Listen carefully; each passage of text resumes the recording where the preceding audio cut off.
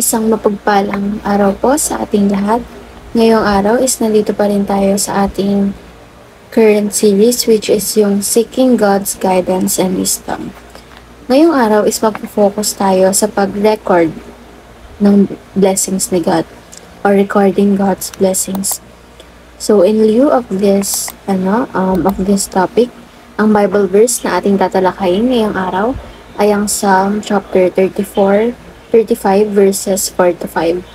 So in English Standard Version, sabi rito, "Make me to know your ways, O Lord. Teach me your paths. Lead me in your truth and teach me. For you are the God of my salvation.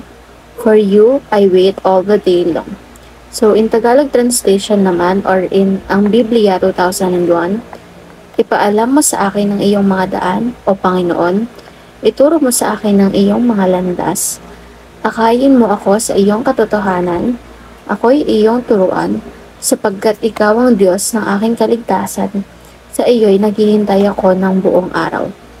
So yung pagkakaintindi ko dito sa Bible verse na to, is hinihingi natin or humihingi tayo ng katuruan kay Lord para maipakita niya sa atin kung ano man yung mga dinaraanan niya or ano yung mga landas na tinatahak niya.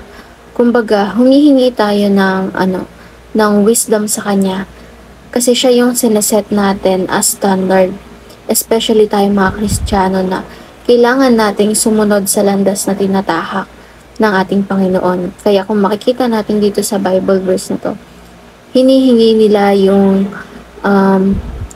landas na tinatahak or yung daan na tinatahak ng Panginoon sapagkat siya yung ating kaligtasan, which is nakastate dito sa Bible verse na to. So, para mas mapalawak pa itong ating Bible verse is proceed tayo sa ating teaching. Number 1, we need to ask God for guidance every day. So, sa bawat araw na pinamumuhay natin is huwag natin kakalimutan na humingi ng guidance kay God. Kasi yung araw na yon, yung paggising mo pa lang sa umaga is isang napakalaking blessing. And syempre, mas maganda rin na simula na tapusin natin yung araw na humihingi ng guidance sa Kanya para na rin hindi tayo magkamali or makaiwas tayo sa mga possible na kasalanan na kaya naman nating iwasan gawin. So, kailangan natin humingi ng guidance kay God every day. Number 2, God teaches us His ways and shows us His paths. So, pinapakita at tinuturo niya sa atin yung mga kaparaanan niya and yung mga dinaraanan niya or yung landas na tinatahak niya gaya nga nung nabanggit sa Bible verse kanina. Kasi in that way, sa pag-teach niya sa atin ng kanyang mga kaparaanan at landas na tinatahak niya, kumbaga na-adapt natin siya and natututunan natin siya, kaya nga natin siya kinikilala, di ba?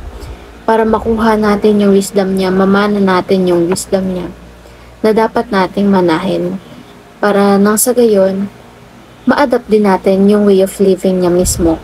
Kasi nga tayo, dapat Christ-like tayo. So, dapat ina-adapt or minamana natin yung pamumuhay na meron siya. And number 3, we need to wait and expect God's work daily.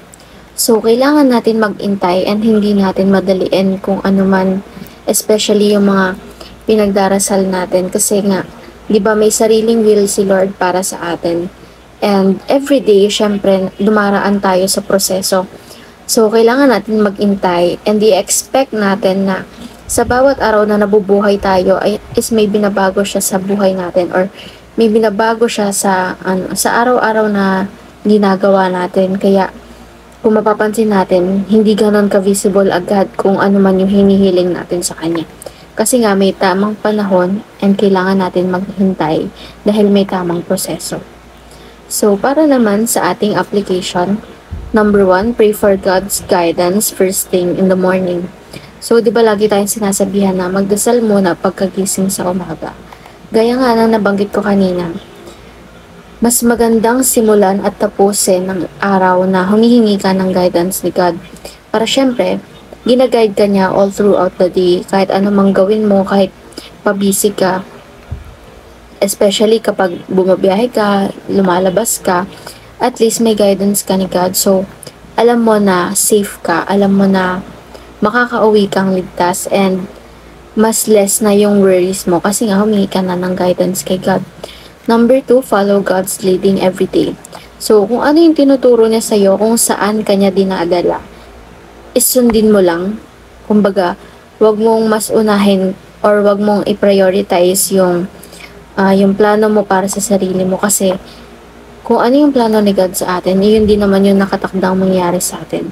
So, kahit ano pang pilit mo sa gusto mo, dapat pa rin nating sundin kung saan tayo nilalagay ni God or kung ano yung itinuturo at saan niya tayo dinadala sa bawat araw na ipinapamuhay natin. And number 3, write down how God teaches and blesses you every day. So, ito, kumbaga, parang ano na to discipleship, kumbaga, para maka-influence ka ng iba na lumapit din sa kanya, and para makahikayat ka rin ng iba na gawin kung ano man yung ginagawa mo, especially ikaw na Christian na.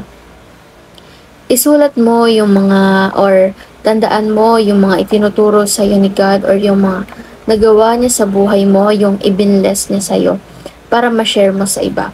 Di ba nga yung devotion natin ngayon is about sa recording God's blessings. So, nire-record natin siya para mag-glorify siya, and syempre para ipamahagi rin sa iba. Kumbaga, nagiging fishers of men tayo kasi nga, ini-influence natin yung iba na i-glorify din si God dahil ang dami niyang tinuturo sa atin, siya yung nag-lead sa buhay natin, and sobra-sobra yung blessing na binibigay natin na sa atin sa araw-araw. Simula pa lang sa pagkagising mo, and ayun, nakakatulog tayo na maayos, nakakakain tayo na maayos. Kaya sa pamamagitan ng pagre-record natin ng blessings ni God is nag-glorify natin siya, which is kalugod-lugod sa Kanya.